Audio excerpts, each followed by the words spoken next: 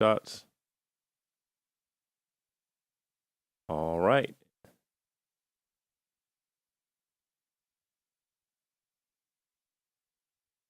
Hey everyone, welcome to the Voice in the Pen podcast. We are super thrilled today to have with us the one, the only Joel Lamb, the Rocket Man of Wilmington. Dude, welcome to the show. Thank you for being here. Thank you guys for having me. Yeah, absolutely. We're here to chat music and songwriting. I think something that all of us love to do independently of this, but it's super cool to be here. So thank you for coming in and sharing your take on music with us for a little while. And we were talking before we got beginning the podcast, and you've been in Wilmington for about 6.5, 7 years now. Yeah. And you moved from Austin. So like one music town to another one in a way? Yeah. I mean, a lot of differences between the two, but this town has been such a breath of fresh air for me.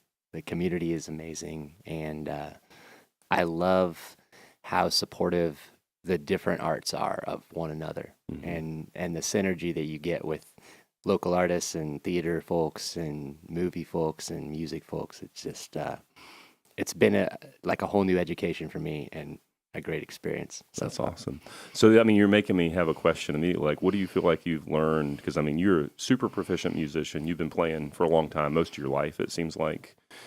So what have you learned? Like, how has the music community in Wilmington impacted you? You know, I think a big part is there's just so many great, like selfless examples of musicians here, like showmen that go into a place, and the second that the lights go down, they are a rock star that is like entertaining the hell out of the room that they're in. But the second that those lights are off, they are like the champion of every other musician, and like the first to connect this drummer with this bass player if they're looking for someone, and the first to I don't know, start singer-songwriter podcasts and and network with folks that way. I think that that was the biggest thing for me, is I was like, well, I'm all about like learning how to be one of these people. Like I want to be a helper, and to find where this person and this person can connect, and we all like lift one another up together, you know. That's beautiful. And I can say honestly that I don't really know, because I've never known a music scene other than Wilmington. So you've been in Nashville, you've been in Austin and California and Spokane, or I say Spokane, but I'm guessing, so Washington State for sure. Yeah. And I've always felt that the music community here is like a super supportive community, you know, because that's in a lot of ways, like I know a specific human that is one of those rock stars that can entertain the hell out of a room, and was one of the first people to be like, you need to go play an open mic, you know. And I was like, okay. But so thank you for sharing that. We were talking earlier as well. We have a couple different people that have moved here from music towns, and Wilmington is really becoming that. And I think that's consistent feedback that I hear, is that it's a little bit different community, because it is supportive, and there are other arts that are like intertwined with that. You've helped out with some equipment needs for Cucaloris before, so we're super grateful for that as well. But why did you start playing? When did that start for you? When did your music journey begin? Well, as a 5-year-old, my parents gave me, connected me with a classical music teacher, and I had, you know, piano lessons for from 5 to 11 or so, and I had a very strict kind of traditional teacher, and somebody that, you know, I would start hearing with my ear what these classical songs were doing, and try to like figure all the parts out before like the notes on the page, and that was definitely frowned upon. But they moved away when I was an 11-year-old, and I remember like getting a radio from my parents that had a cassette player, and I remember like waiting for them to go to bed so I could like play some of the less traditional, less wholesome songs that I heard on the radio that I really loved. You listen to that secular music. Yeah, I'd record them on my tape deck, and then when my parents weren't around, I would spend all my time trying to pick out the notes and figure out how to make them all work. And that was, you know, a big part of my childhood, from like, especially from 11 to 16, was just listening to Motown and listening to rock and roll, and trying to figure out how the chords worked, and how what I didn't know it was called music theory, but like how the language communicates between instruments, and what soundscape what makes up a soundscape, just one note at a time. Yeah. Were you performing then? Not at all. Not at all. I mean, at church, I would,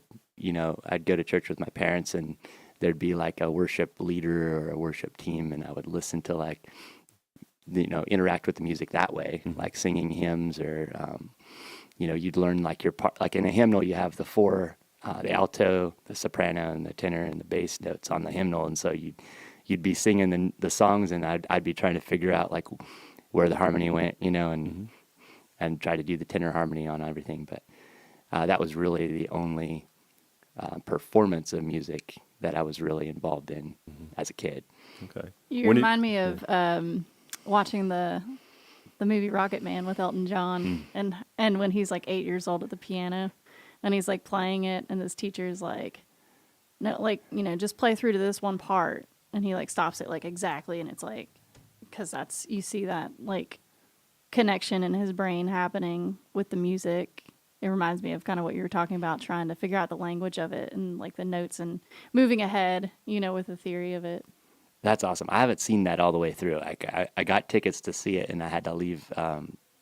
Something was going on with my daughter, but I got to go back and watch that because it's a great movie.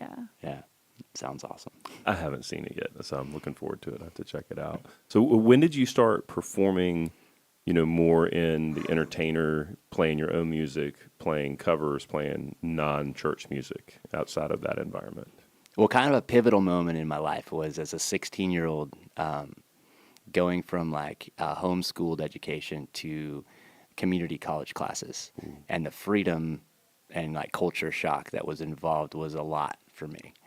And I ran away from home and got involved with all kinds of things. But one of the things was a jam band named Captain Fathom, and I got a keyboard, and I would play organ parts with them. Okay. And so that was kind of like my first exposure to going into clubs or Grange halls or wherever we were, even farmers market, and learning how to play with a group of people.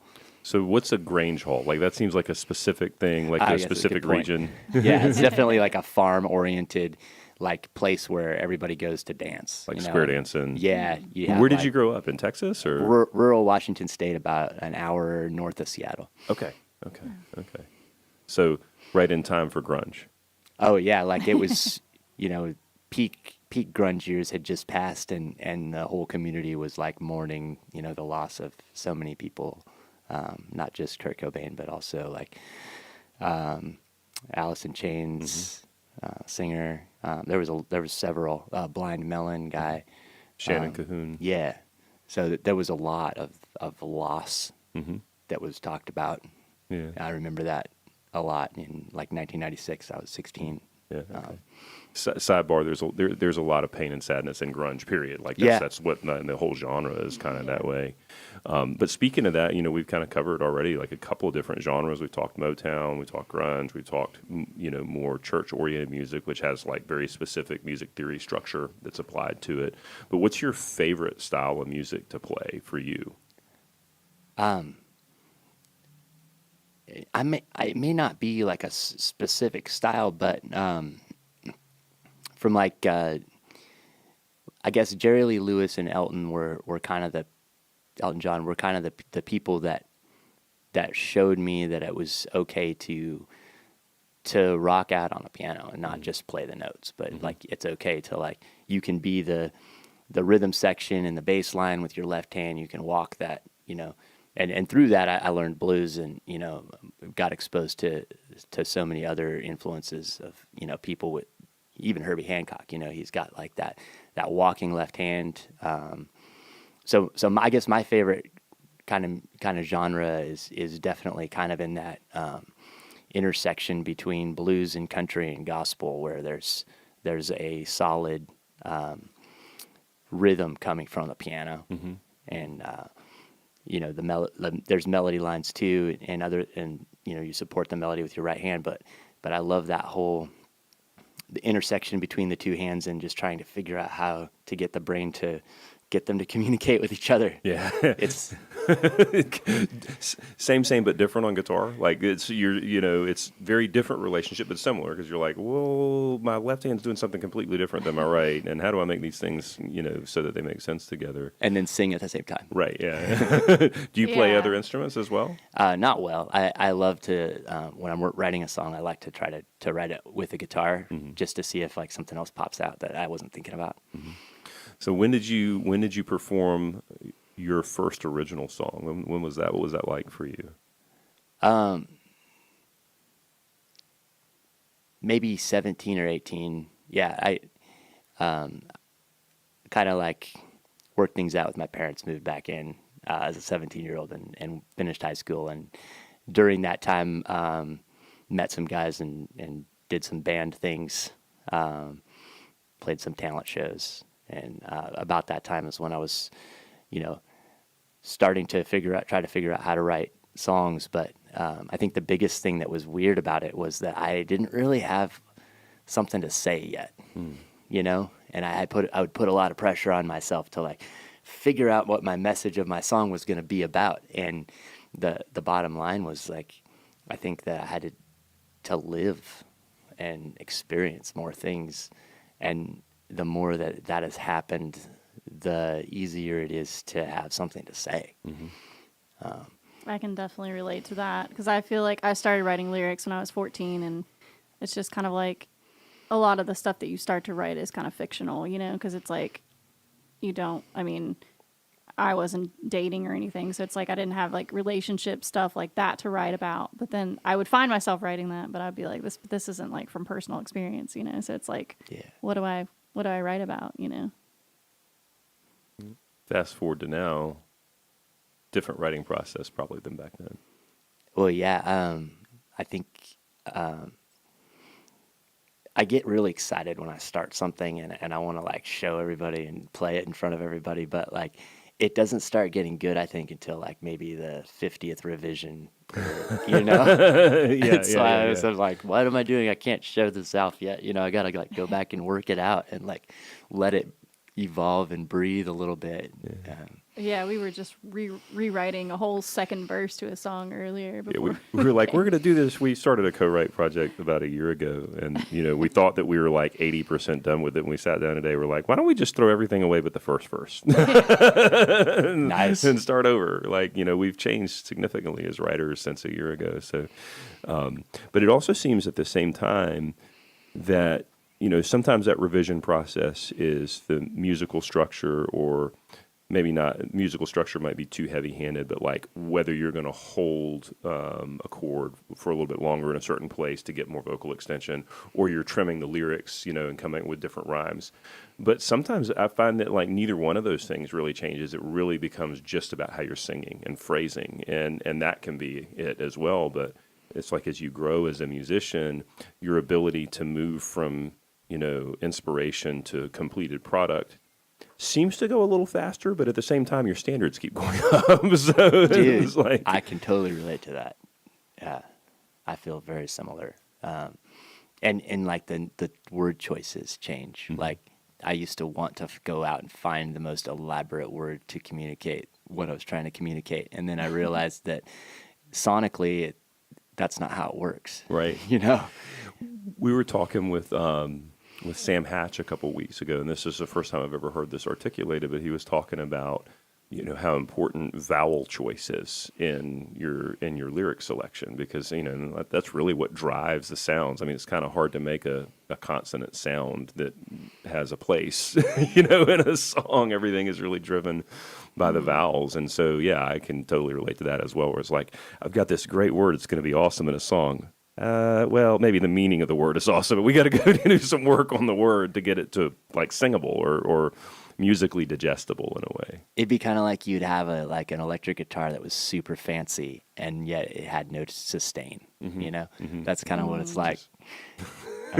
straight, dry. Yeah. That's it. It's like why there's so many oohs and ahs in a song. The You can get vowel away with that. sounds. Like you can have a whole pre-chorus or chorus section that's a lot of ooh and ah, and it's like it resonates with people. But that's like, I mean, music's just energy, right? So as you become more and more one with your instrument, and you're kind of expressing yourself more fluently through that, as well as through your voice and lyric, you're sending out this one kind of consolidated energy signal. Or if you're with a band, it's even more consolidated and hits more parts of the sonic spectrum, and that becomes as much a consideration of anything as the lyric. But like, I grew up on the lyric, like I was immediately hooked by like Michael Same. Jackson and Willie Nelson and Hank Williams Jr. and Hank Williams Sr. I'm like, oh my God, the lyric, and like it took a while to break away from the pen part and get more focused on the music part. But you've played with a lot of folks in town.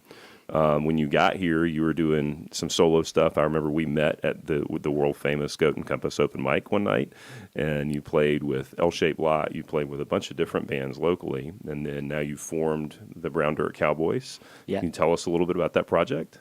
Yeah, so through Goat and Compass, playing at open mic, I met Bobby Lloyd there, the guitar player.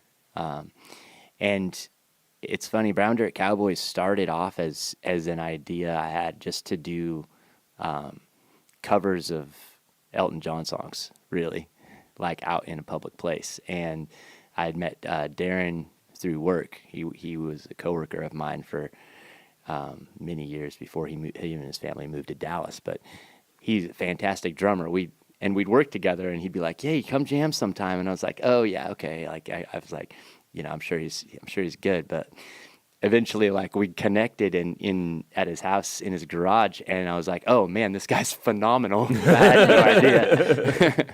And I mean, he can sing, and he plays. His timing is just fantastic as a drummer. And so we started rehearsing together, and then through Goat and Compass and Eric, we met Greg Matheson, and he was bartending at Tails, and he worked some strings for us to be able to go play there, and we had, we got to where every month we'd play there once a month, and then the pandemic, of course, happened, and unfortunately Tails is no longer with us, but and also I'm thinking about Greg a lot right now, missing him too. Yeah, for sure. Big Phenomenal loss to the guy. community. And I'm super grateful to have met him and spend the time with him that we were able to do. But Brown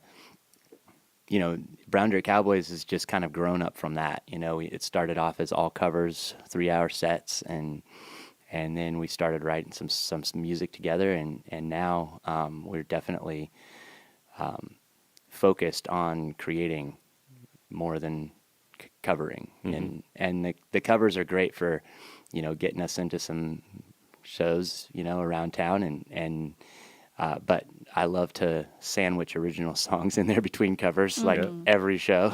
Yeah, oh yeah. And not say anything about it. Like Bobby's like, "Hey, this is an original." I'm like, "Shh," don't tell him. Yeah, it's awesome though. I mean, like, definitely is my style in shows. Emily's too. It's like slam the originals in there as much as you can, and it's a really rewarding feeling when you play some real recognizable cover, like by the band or Elton John or something like that, and then follow it up with an original song, and people clap. Yeah. And they don't know, they're not clapping because you were like, "This is an original song. I really hope that you like it." Right. It's like you play it, and they're like, they respond to it. Yeah, It feels to so see, good. Yeah, if they're like, "Wow, who wrote that?" And then me. Yeah, that's great. Yeah, and back to the music, growing up with formal instruction in music, and then conversation we're having about lyric and music. Like, what works for you? What typically comes first? Is it the lyric? Is it the music? Does it vary? What's your writing process like? Well, as I'm learning to be a better writer, I think that I've really focused recently on trying to get my message with the lyrics before I approach the music. I feel like the music has always been kind of like breathing for me. Like it's not as difficult to. It's like a different kind of side of your brain. I think that you're using when I think of a melody or or something to play on the piano, like those things seem a lot more effortless than crafting that message. And so I try to like really find where my message is and fine tune it and work on that before I bring it to one of the other things. Unless I get stuck, and if I get stuck, like sometimes I feel like I need the inspiration of like having something to hum or having a note here or there to like kind of help motivate me to like get through it. Sure. But Yeah, that makes total sense. But the music has always, especially like, you know, in Austin, I was working with another singer-songwriter a lot. His name is Mike Burns, and it was effortless for him to come up with words.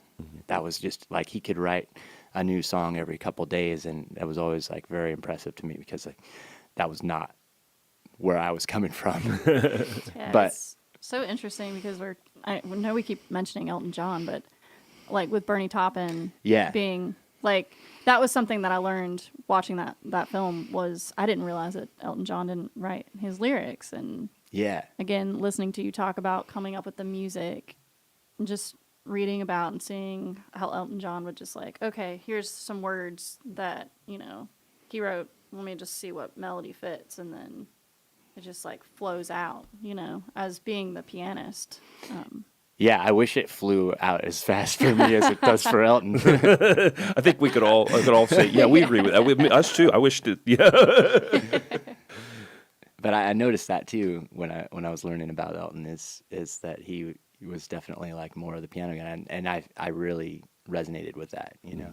Cause I love that you say that it's like breathing for you playing the piano. It is. It's I'm so grateful for every second that I can play. Like it's my favorite thing to do. Yeah, I totally can understand that. Yeah, I mean, you can tell it when you watch when I watch you perform live. I can tell like how connected you are to performing, singing, playing your piano too, and to the instrument too. Like it's interesting watching you, like when you show up, which keyboard or which keyboards you have with you, you know, like, because our players are known for getting real attached to their instruments, you know, and piano players as well. It's just really hard to move a piano around. So, but I mean, it seems like the same thing is true for you with specific keyboards, the way they're set up, the way that you're used to the weight of the keys. I mean, you can probably sit down and play anything, but like, this is probably important to you in a different way because you got a lot of time on it. Yeah, I was thinking about bringing the little one with me today because I wasn't sure how much room we had, and the more I thought about it, the more I was like, nah, I just want to bring this one because it's gonna feel so much more comfortable. Yeah. Yeah. So with Brown Dirt Cowboys, you all are writing music together. So how does that process work? We talked about your process, and then in terms of writing with a group of people, how does the co-write work for you?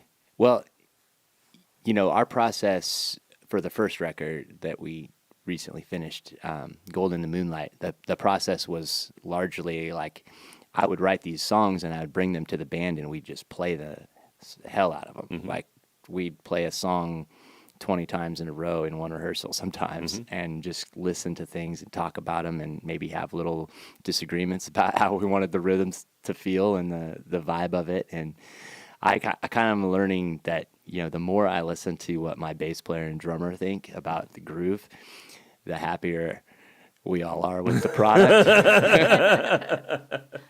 They can kind of run the show in that way. And for I'm sure. 100% comfortable with them doing that. Yeah. You know, Good. I don't have to think about that anymore. Yeah. Great. Yeah, they're both great musicians, and I'm grateful to be able to bring songs to them and have them work on it in that way. And now that we've gone through that record, Bobby and I are working more on coming together and working on the songs as like a partnership, like before they're completed. You know, like we'll bring ideas with one another to work on. And I don't have any good examples of that yet because we're like very much in the crafting process right now. Does he help you with the lyrics too, or? Yeah, it's so far it's a lot of like he's got lines and lyrics and hooks and notes, and I do too, and we're just trying to figure out where they meet up. Tetris. Yeah. Yeah, Tetris, totally. And so speaking of Brown Dirt Cowboys, you guys have some exciting dates coming up? We've got some shows we're really excited about. We're gonna, for the first time, we're gonna be at Wrightsville Beach Park on Thursday, July 20th. Okay. For the WECT Sounds of Summer. And then August 18th is a Friday, and we'll be at Airlie Gardens. And I think that one's from 6 to 8 p.m. Awesome. Yeah, And- congratulations. Those are going to be fun shows for you all. We're looking forward to it, crossing our fingers for good weather on both of those. Yeah. Yeah, those are great spots. I haven't seen a show at Sounds of Summer show in a while at the park there, but yeah, that's a nice stage. COVID ruining things like that for everybody. Jeez. I love the family-oriented kind of like open-air feel that you get at shows like that. Just from the ones with L-Shaped Lot that I was fortunate enough to be with. There was one at Founders Park in Leland, and it's just, you look out there and it's just blankets and families, and everybody brought some food and they're drinking some, whatever they're drinking, and they're all just having such a good time. Yeah, it's a good feeling. Totally different feel from Jimmy's and It's the opposite of bars. Jimmy's. Yeah. Yeah. I don't really like those 10 p.m. to 1 a.m. shows very much at all. Like, can do, but I got to mention, though, we're super grateful that we were able to play at Jimmy's, because just looking at, our band and how we've grown, so many of those growth moments have happened between, 8 p.m. and 11 p.m. at Jimmy's once a month. That'll teach you things that nothing else can teach you. no learning Sure. no learning like learning on the stage. I mean, it's so important and so vital. And we're so fortunate to have so many venues like Jimmy's that do support artists. Like there are more bars and more restaurants and more venues, I'll say, in Wilmington that want live music now than have ever been that way. And a significant portion of those are so supportive and cool with original music. Yeah. And I mean, I think it says a lot about our town. I think it says a lot about the musicians that are getting out there and performing and writing and creating original music and doing those sorts of things. So, and the last thing that is on my mind before we get to hear you breathe or, play some songs for us, one of the things that I really admire about you is you collaborate with so many different people. I've seen you play with everybody from the Brown Dirt Cowboys to L-Shaped Lot. I know you're doing some stuff with Monica Jane right now. Yeah. So it's super cool to see that. And I have felt so warmly about the Wilmington music community, but I'm a little biased and not very objective because this has been the one that I've been in. But having you come here and add to it in such a beautiful and dynamic way we're all really grateful for that. Man, thank you. Thank you very much. I'm grateful to be here, and I've never experienced this, and I'm 42, and it took coming here to see, I guess, what this is exactly my ideal place. If someone was to say, where should I go make music, I'm go find a place that has a community like this where it's okay whatever level you're at to get out there, and you're gonna find a place for you to grow. And that's what real success is growing and creating. It doesn't matter how many material possessions you've accumulated if you're in a stagnancy period.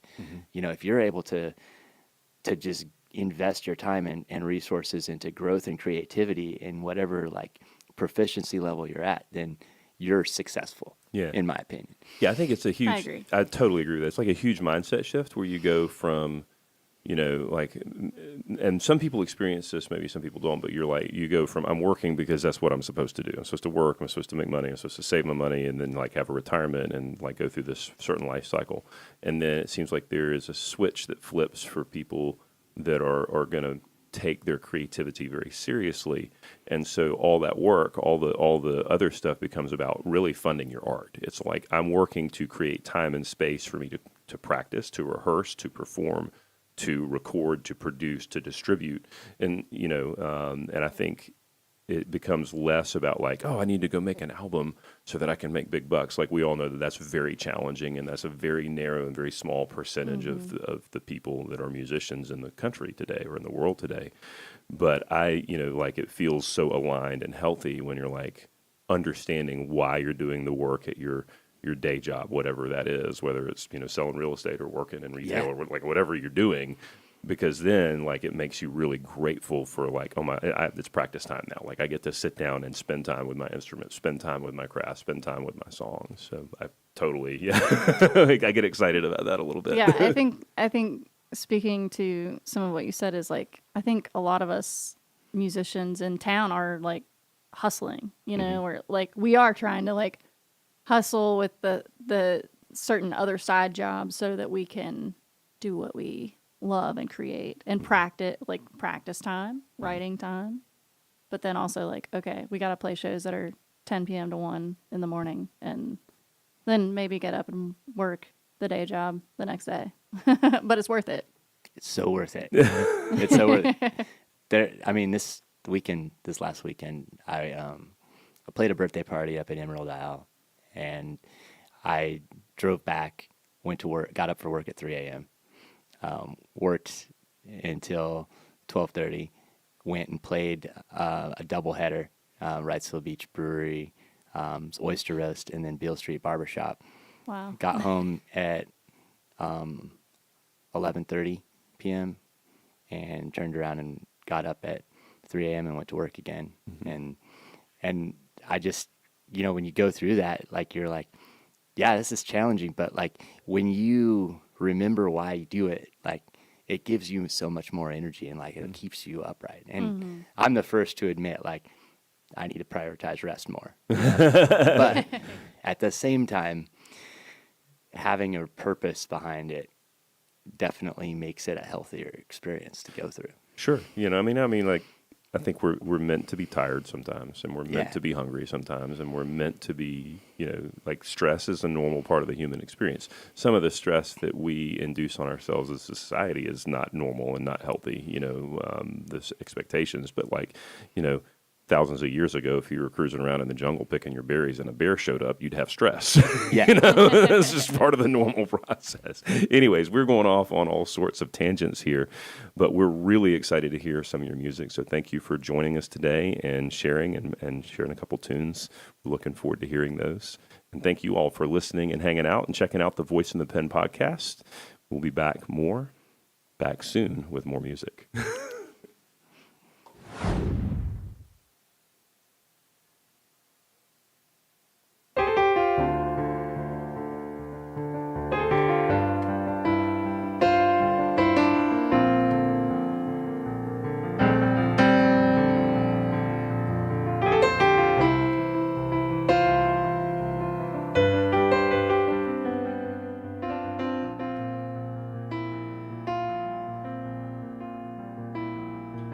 You say you need the mountains. Could you pull yourself away from the coast?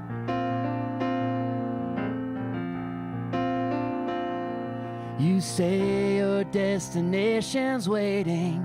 Neptune's been so vain and a stubborn host. These waves are only golden in the moonlight, in the quiet rise and fall. Soon the sun creeps over the horizon, outruns my waiting with its crawl. You call yourself a Martian, you need water.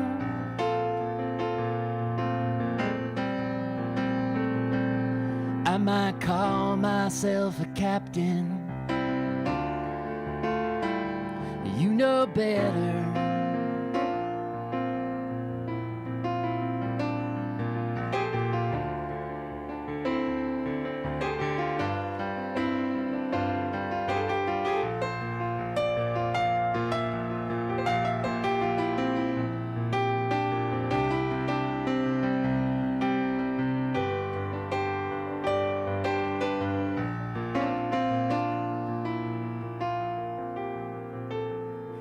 Your ship has seen some weather, battered by the waves, thought it was lost.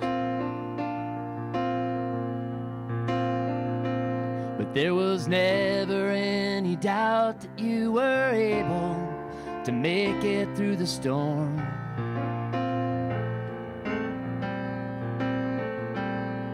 These waves are only golden in the moonlight, in the quiet rise and fall. Soon the sun creeps over the horizon, outruns my waiting with its crawl.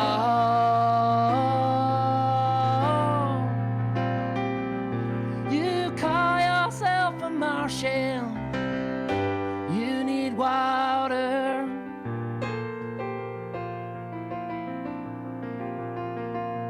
I might call myself a captain,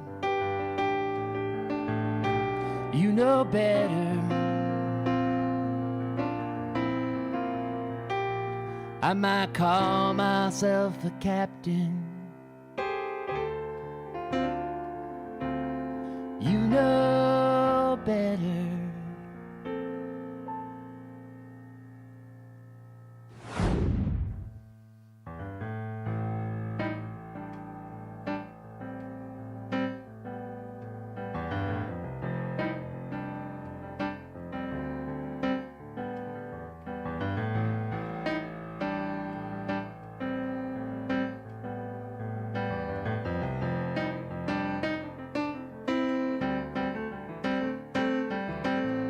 How soft it rains,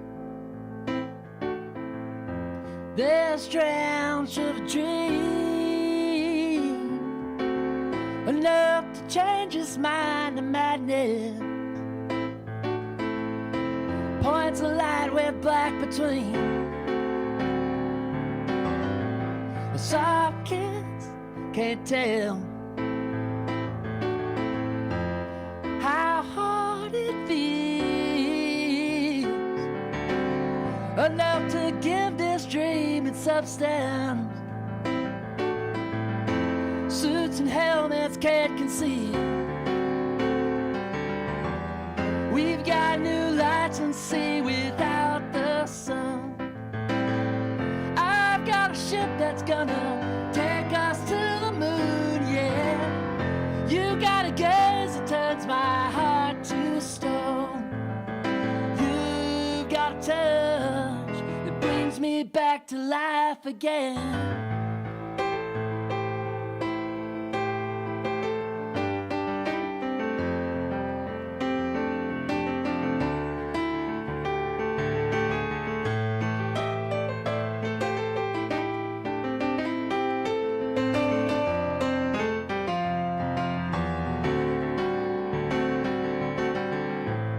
How dense this fog, rain stuck in suspense. Can't see the future or the past anymore. Just try to get through your defense. We've got new lights and sea without the sun. I've got a ship that's gonna take us to the moon, yeah. You got a gaze that turns my heart to stone. You got a touch that brings me back to life again.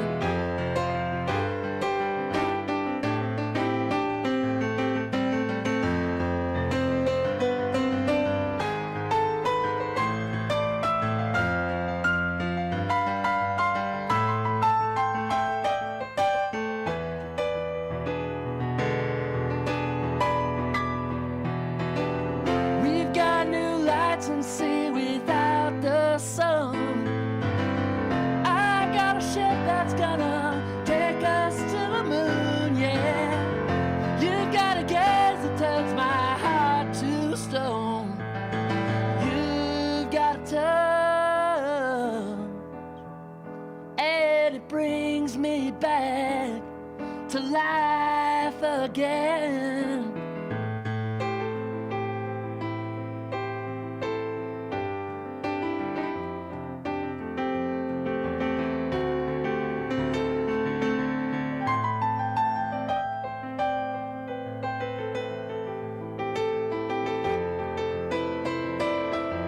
Brings me back to life again.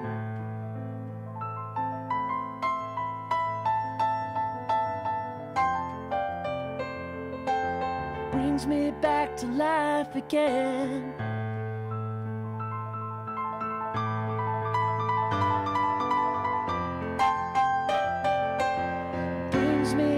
to life again.